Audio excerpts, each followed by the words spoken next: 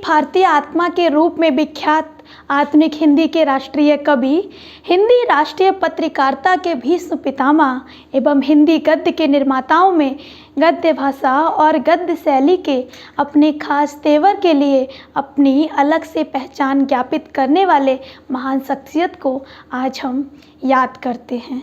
नमस्कार, मैं मुक्ति गुप्ता और आप देख रहे हैं gangatimes.com। पंडित माखनलाल चतुर्वेदी जी का जन्म मध्य प्रदेश के होशंगाबाद जिले के बावई गांव में 4 अप्रैल 1889 को हुआ था।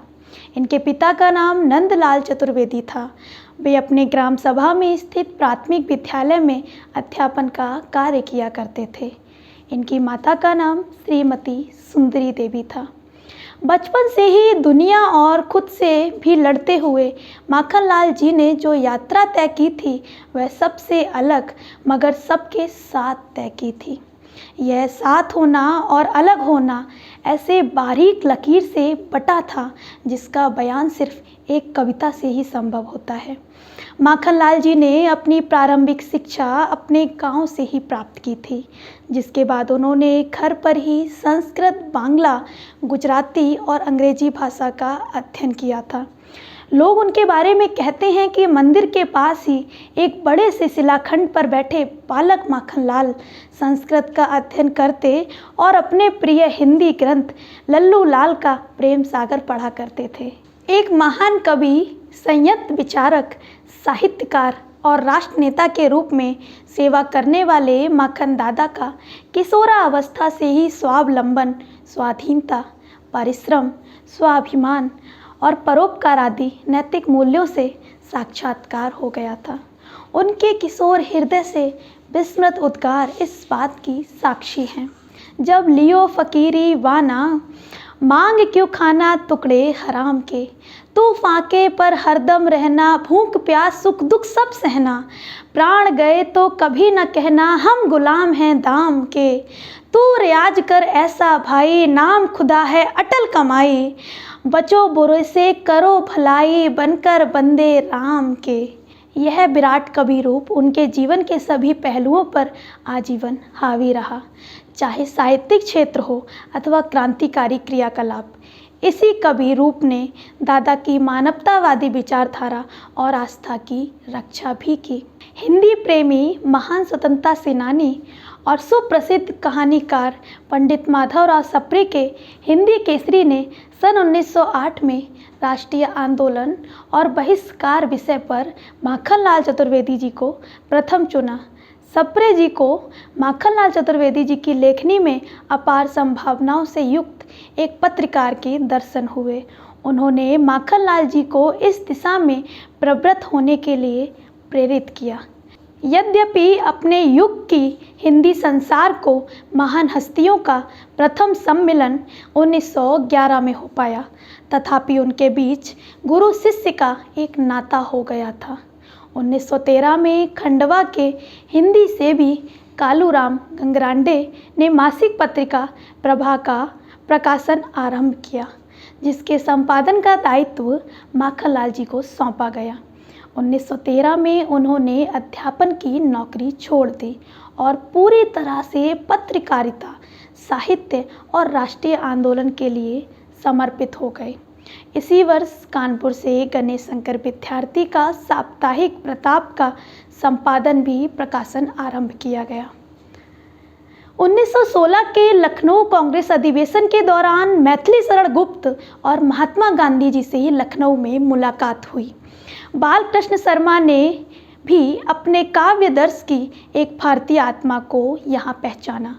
स्वतंत्रता संग्राम में उनकी तेजस्वी ओजस्वी भागीदारी के अलावा माखनलाल जी को हम 3 माध्यम से जान सकते हैं। महात्मा गांधी द्वारा आहूत सन 1920 के असहयोग आंदोलन में महाकौशल में पहली गिरफ्तारी देने वाले माखनलाल जी ही थे। इसी वर्ष 17 जुलाई 1920 को इनके नेतृत्व में करमवीर का संपादन शुरू हुआ, जो बड़ी निर्भीकता से देसी रियासतों का कच्चा चिट्ठा खोल रहा था। करमवीर के अग्रलेख भी अंगारे बरसाने में लगे थे। कुछ राजाओं ने पत्र का सहयोग देना बंद कर दिया था। इस असहयोग जन्य अनेक कठिनाइयों का सामना करना पड़ा। बड़े साहस के साथ सभी विषमताओं को सहा, किंतु अपनी अस्मिता का सौदा दादा ने कभी नहीं किया। माखनलाल चतुर्वेदी जी की आत्मा में अद्भुत रसायन था, जो विभिन्नताओं को अपनी अंतक्रिया से इस तरह एक सार कर देता था। माखनलाल चतुर्वेदी जी बहुमुखी आराधनाशील थे। हिंदी के ललित निबंधों के वे अग्र पुरुष हैं। पंडित माखनलाल चतुर्वेदी जी को देश भर के लोग बड़े प्यार से दादा कहकर पुकारा करते थे। उनका यह नाम महज एक संबोधन नहीं, वरन इसमें उनका संपूर्ण व्यक्तित्व समाया है। वे हिंदी के कवि, कहानीकार, निबंधकार और पत्रकार रहे, लेकिन इन सब से पूर्व वे एक सरल हृदयी मनुष्य थे। उनका घर हमेशा सबके लिए खुला रहता था। दादा के वक्रतुत्व शैली का जिक्र करते हुए महान साहित्यकार रामधारी सिंह दिनकर ने कहा था, जिन लोगों ने माखनलाल जी का भाषण नहीं सुना है, वे हमारे या आपके कहने से यह नहीं समझ पाएंगे कि हिंदी वक्तव्य की कैसी अद्भुत शक्ति है। दादा हिंदी का सदा मजाक उड़ाने वाले अंग्रेजी के प्रबल समर्थक लॉर्ड सच्चिदानंद सिन्हा ने जब पटना में एक बार दादा का भाषण सुना था, तो उन्होंने उनके सम्मान में एक भोज दिया था और उसमें कहा था कि माखनलाल जी जो बोलते हैं, यदि वही हिंदी है तो मैं हिंदी का प्रबल समर्थक हूँ। एक कुशल वक्ता के रूप में माखनलाल जी ने जो अपनी अमिट छाप छोड़ी है, वो अविस्मरणीय है। जब वे बोलते थे तो लोग शांत हो जाया करते थे। उनके वक्तव्य कला पर महात्मा गांधी जी भी मुक्त थे। महात्मा गांधी जी ने एक बार दादा के बारे में कहा था, हम सब लोग तो बात करते हैं, बोलना तो सिर्फ माखनलाल जी ही जानते हैं। वे जब भाषण देते थे तो मानो ऐसा लगता था उपमाओं और अलंकारों की छड़ी लग गई, और जैसे नदी अपने प्रवाह के साथ बड़े बड़े पाषाण खंडों को बहा ले जाने की क्षमता रखती है, वैसे ही उनके भाषण में शब्दों की शिलाएं पिघलने लगती हैं। माखनलाल जी की स्वतंत्र संघर्ष की पत्रकारिता उस युग को सांस्कृतिक, साहित्यिक, शैक्षणिक और रूढ़िद्रोही अप्रतित चेतना की समवायिका थी। उनके द्वारा संपादित मासिक पत्रिका प्रभा 2 वर्ष ही निकल पाई और उसे मध्य प्रदेश की सरस्वती कहा जाने लगा था।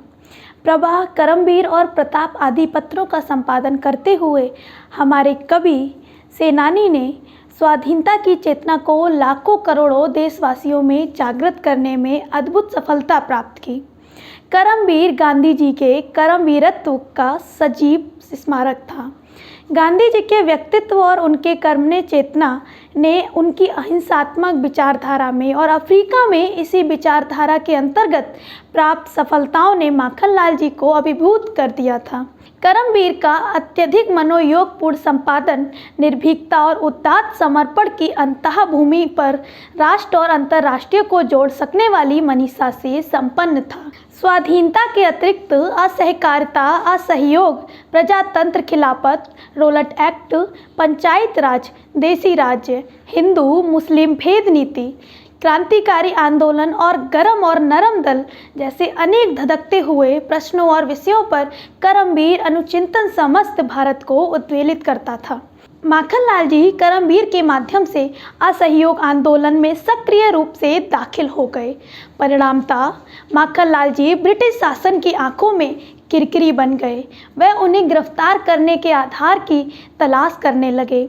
उनकी गिरफ्तारी की निंदा करते हुए महात्मा गांधी जी ने यंग इंडिया में तथा विद्यार्थी जी ने प्रताप में तथा देश भर के अनेक अखबारों ने कठोर संपादकीय टिप्पणियां लिखी थीं। आज जबकि आर्थिक, राजनीतिक और सांस्कृतिक मूल्यों के अभिमूल्यन का दौर है और स्वतंत्रता आंदोलन से जुड़े सभी मुद्दे अर्थवत्ता खोते जा रहे हैं, राष्ट्रीयता, राष्ट्रभाषा और स्वदेश की बात करने वाले कट्टरपंथी और वैश्विकता के विरोधी घोषित हो चुके हैं।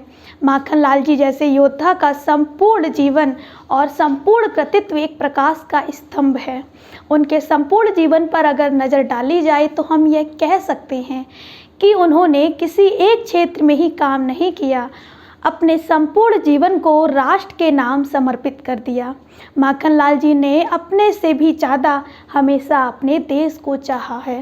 प्राणों की चिंता तो उन्होंने कभी जैसे की ही नहीं।